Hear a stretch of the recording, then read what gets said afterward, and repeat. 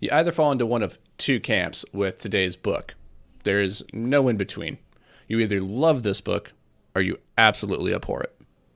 Now, I will preface this by saying I should be in the camp of people who love this book.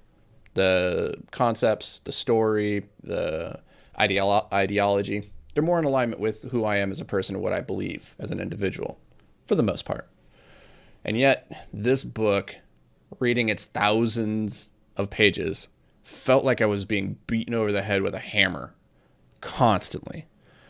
It's not to say the book's not good, but boy howdy, this book could have been 1/10 the length, could have been distilled down into a little pamphlet of concepts, and it would have been way more impactful and would have been way less overblown. So the book in question today is Atlas Shrugged by Ayn Rand. Now, at its core, like I said, I love the idea behind this book. The story is all about one of self-sufficiency and mindset and lifting yourself up by your bootstraps and not worrying about the world that's trying to hold you back, but always finding a way through and creating your own solution. And it's just the American dream distilled to its most potent elixir. Well, the problem is it is just a really one-dimensional story. You know, a previous book review that we did was on Charles Darwin's Origin of Species. And one of the concepts, one of the things that I've taken away from that book that's been most impactful in my life is the idea that Charles Darwin went into writing that book with the idea not to prove he was right, but to actively disprove his theory. And this book, Atlas Shrugged, does just the opposite. It spends thousands of pages trying so desperately to convince you by creating these mustache-twirling villain socialists on the one side and these larger-than-life superhero Superman figures on the other side, the capitalists and the socialists, the communists. Like it's just so diametrically opposed. There is no middle ground. There is no nuance. And as with all things in life, we live in the gray. There is no black, there is no white, there is no right or wrong. There is just gray middle area.